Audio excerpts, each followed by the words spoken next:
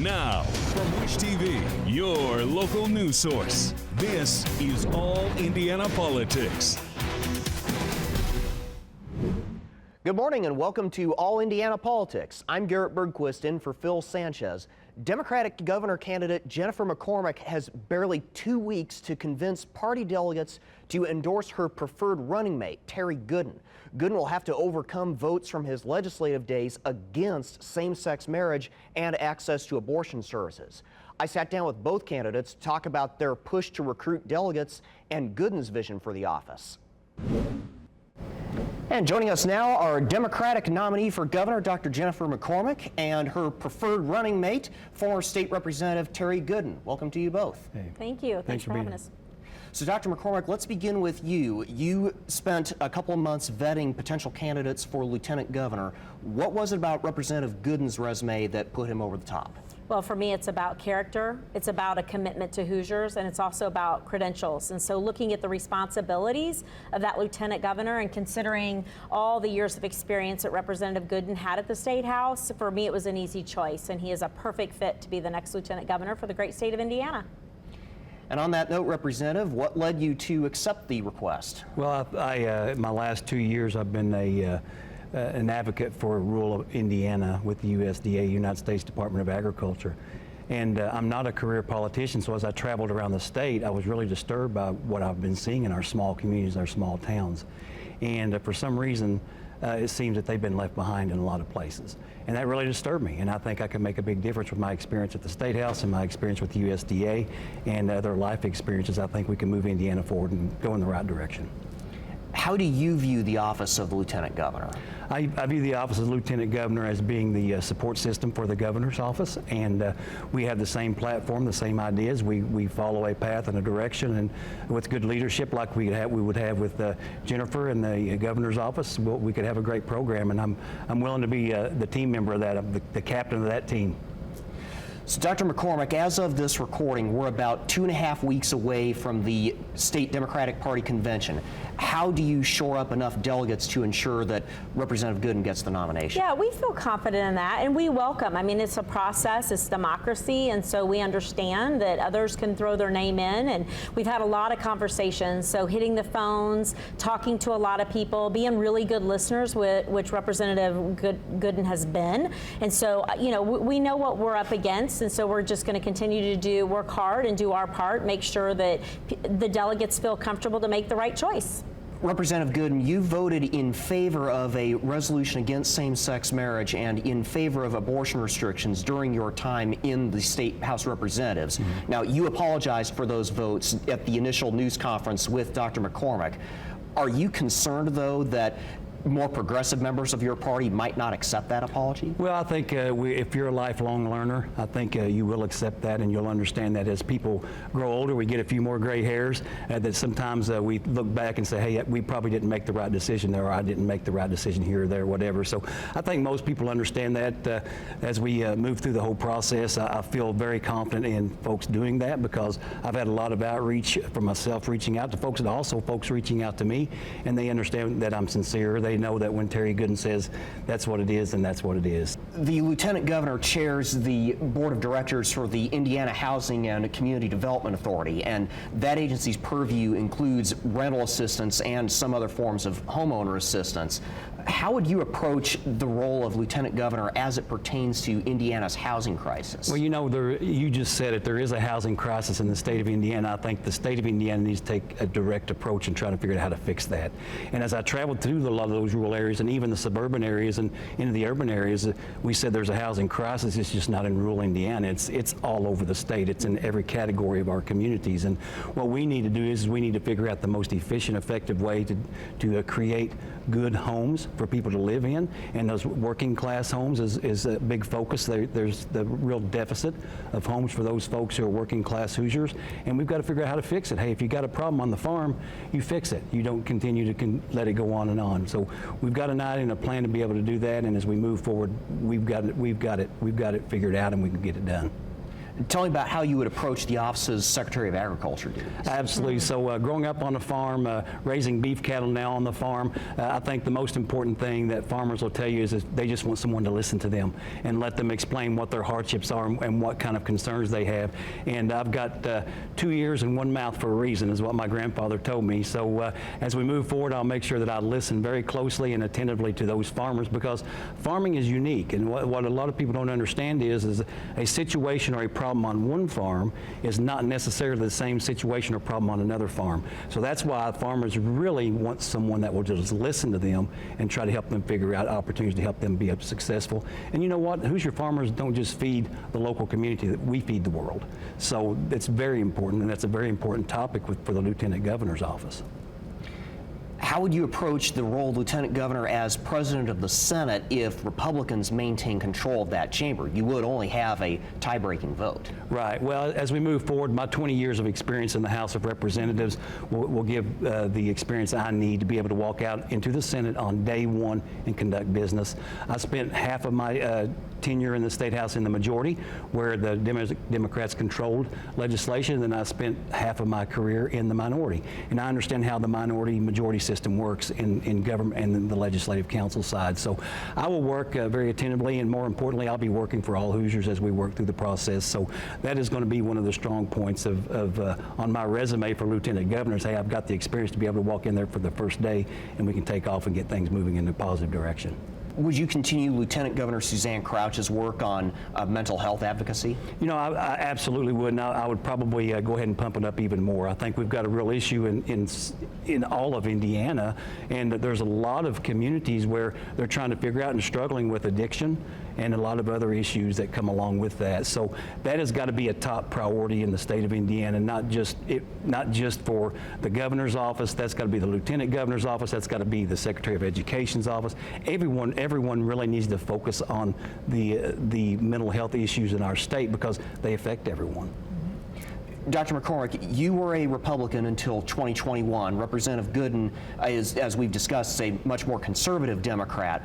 Are you concerned that you're trying so hard to peel off moderate and disaffected conservative voters that you might end up alienating the Democratic Party's progressive wing? You know, we're going to work really hard for all votes with all Hoosiers, and we know our priorities of restoring reproductive rights and freedoms and prioritizing education, going after good paying jobs and infrastructure. It's hard for any Hoosier to say those are really bad ideas. You know, we need access to affordable care, and so we are appealing to very progressive people and also conservative people. And at a time where things are so divisive, we know how important that is, that we bring back some common sense, civility, and bipartisanship. And that spirit means making sure we're being a good listener, but also looking for those commonalities of where we can move forward. Too often, you know, we see the divisiveness on either side, and a lot of Hoosiers are saying we need to get some things done. And what does that mean? That means being a good listener, being a good partner, finding those areas we can compromise in order to move forward. The alternative of the Braun team and that ticket is too divisive, it's too extreme, and Hoosiers don't want any part of that. So we're giving them a really good option, regardless of whether you're progressive or conservative and everybody in between. We're offering the option that makes sense for Hoosiers. Are you concerned, though, that when voters go into the voting booth, they're just going to see the R or the D next to the candidates' names and then vote accordingly? I mean, obviously that we're in Indiana, so I know what that means, but we're going to try really hard to make sure we get our message out. We're going to travel the entire state of Indiana. We're not just going to hit a few counties and hope for the best. We're hitting 92. We're doing a lot of listening. Our messaging is where it needs to be on issues that are supported by the majority of Hoosiers. So obviously we've got work to do to get out the vote. When you're ranked 50 out of 50th in the nation in voter turnout, we understand what that means, but that also means too there's a lot of work, not just for us, but for every Hoosier who wants to ensure that we do not turn our state over to extremism. Dr. Jennifer McCormick is the winner of the Democratic primary for governor. Her preferred running mate is former State Representative Terry Goodin. Thank you to you both. Thank you. Coming up, the first debate ever between a sitting president and his predecessor. How President Biden and former President Trump fared in a closely watched contest. Welcome back. For the first time, two candidates for president debated before formally accepting their party's nomination. And it's also the first time a current and former president debated. It comes fewer than 5 months ahead of Election Day. Jen Sullivan recaps the highlights from the debate. In an historic debate, President Joe Biden and former President Donald Trump going head-to-head in the first presidential debate of the 2024 election cycle, hosted by CNN in Atlanta Thursday. The candidates taking the stage without shaking hands. For 90 minutes, the two leaders squaring off, laying out their plans on key issues like the economy and job creation. We created 15,000 new jobs. We brought out the position where we have 800,000 new manufacturing jobs, but there's more to be done. I gave you the largest tax cut in history. I also gave you the largest regulation cut in history. That's why we had all the jobs. Much less Both tax. candidates agreeing to certain rules, like appearing at a uniform podium and muted mics so only one candidate could be heard at a time. At some points, intense exchanges. I really don't know what he said at the end of that sentence. I don't think he knows what he said either. My son was not a loser, was not a sucker. You're the sucker. You're the loser. Voters got a sense of where the candidates stand on important issues like immigration. He opened the borders. Nobody's ever seen anything like. And we have to get a lot of these people out, and we have to get them out fast because they're going to destroy our country. When he was president, he was separating babies from their mothers, putting them in cages, making sure the families were separated. That's not the right way to go. And their vision for abortion access. Right now, the states control it. That's the vote of the people. The idea that states are able to do this is a little like saying we're going to turn civil rights back to the states. Let each state have a different rule. If re-elected, President Biden would end his presidency at 86 and Trump would be 82. Age has been a central issue for voters. This guy's 3 years younger and a lot less competent. Well, I took 2 tests, cognitive tests. I aced them.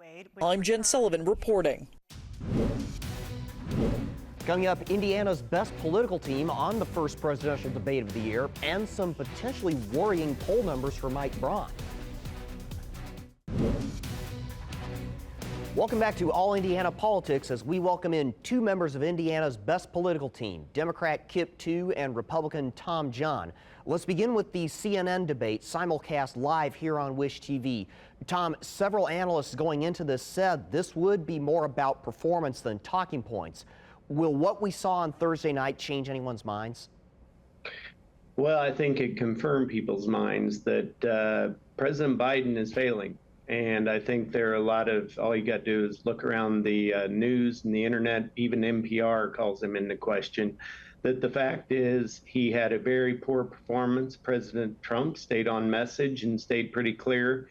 And I think the net result is when we see polling coming out of this, that President Biden is going to take some real hits. And I think the Democrats are going to be thinking about, do they have another option come convention time?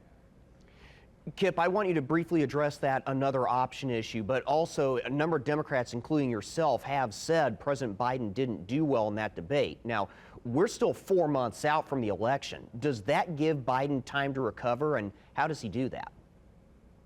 Well, obviously, it remains to be seen. I did say the night of the debate that he didn't do well. I think that even he has admitted it. So I'm not saying not breaking new ground with respect to that. He did have, I think, a couple of really good lines in the debate. And you guys just ran it. He said that Trump's 3 years younger and a lot less competent. He's got the morals of an alley cat. I think both of those lines were well delivered, but some of it got lost in some of the answers that he gave. He had a really bad night. He's going to have to recover. He's going to have to do something to change the conversation about his age, because he did fall into the trap that was set for him, that he looked too old. And I think perhaps he was over-prepared, and perhaps he was tired from several weeks in Europe and doing some other things.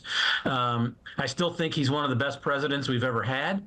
I think he has done a fantastic job. And the day after the debate, he had his biggest fundraising day of the year, of the campaign, and he had a great rally in Carolina. So can he recover? I think it's possible. Now, Kip, performance aside, what sort of policy insights can we gather from Thursday's debate? Well, there's big contrast, obviously. I mean, former President Trump talked about how abortion ought to be left state by state. He's waffling back and forth on how many restrictions he wants because he's looking at polls and knows that most of this country's pro-choice, including the state of Indiana, which I think we're going to talk about here in a minute. And so Republicans are on the defensive when it comes to abortion, as they should be. They took away women's rights a couple of years ago, and women are not happy about it. So that's definitely a policy decision that's going to animate the rest of this campaign. Tom, the next debate is in 4 months. How do you think what we saw on Thursday will influence what we see at that debate, both from the candidates and from the moderators? Well, I think, honestly, it will be the last debate we see, because I think President Biden's going to be afraid to come back out and debate after that performance. And I think we've seen, unfortunately, his debate performance, I have a feeling, is like garbage. It's not going to age well. And so we're going to end up with him probably trying to hide and just honestly run a campaign that I'm not Trump. If you end up with a debate, I think you'll try and have one where there's more people around so he can focus, so he doesn't get lost in thought. Several times you could see him searching and kind of getting lost and getting distracted. And in something where the visual matters, he did a very poor job of being conscious of his visual. And I think that was partially because of the empty room. Now, speaking of elections, a new poll of nearly 1,300 Indiana voters found a nearly 30-point net unfavorability rating for Mike Braun. Jennifer McCormick had a 6-point net favorable rating. Now, we should point out this poll was conducted by a group that supports candidates who favor greater access to abortion services, though respondents were split nearly equally among Republicans and Democrats. Tom, this was a fairly large sample for a state-level poll. How worried should Braun be about those numbers? Not at all. I mean, gubernatorial nominee Braun had millions of dollars spent telling people how bad he was over the primary. Now, and they were right. Back together, and they're going to be discussing his contrast to what a McCormick administration would be. Contrasting that to McCormick, nobody knows who she is. And the interesting thing about this is you look at this poll, it's evenly split Democrat and Republican. But if you look at every other poll, people who self-identify, it's more like 50% Republican and 30% Democrat. That means this poll is essentially goosed her Democrats, and she still doesn't have much good to look for. Kip, to that point, nearly half of the respondents in that poll said they had not heard of Jennifer McCormick. Is that a problem at this stage in the election? It's surmountable. I will say that. I wouldn't call it a problem. It's surmountable, but it takes money. And I just want to disagree with my good friend Tom John on that poll. It was a well done poll. It was it fit all the bills that polls are supposed to fit to be legitimate polls. It wasn't a rough split. There was a pretty big chunk between Republicans and Democrats and then independents. And I think Tom needs to look at what the independents think of Mike Braun, because they don't like him. A 29-point net negative. I agree with Tom that a lot of that had to do with TV ads that were up, but Republicans don't like Mike Braun. He won with a minority of the vote. There's a lot of Republicans out there who don't like him, and people know him now. He's very well known in the state of Indiana, and he's unpopular. That's not a good place to be. The McCormick campaign needs to be very serious and focused about raising money, because the only way she's going to get known is if they pay for political advertising on stations like yours and everywhere else. And so I hope that they get serious about it, because I think they have a real opportunity here. When people get to know Jennifer, Kip, I've got about 20 like seconds left here. Tom, I want to give you a chance to briefly respond here. Yeah, Mike Braun raised more than $1 million on Monday. I doubt McCormick raises that in a campaign. And when Mike tells his story and his vision for the state, it's going to be a pretty clear contrast. I think it's not going to be close in November. All right. Gentlemen, thank you very much for your insight. We'll be right back. Thank you for joining us for All Indiana Politics. We'll be back here next Sunday morning at 9:30. And be sure to tune in at 11 for The Hill Sunday with Chris Steyerwalt. Have a great rest of your weekend.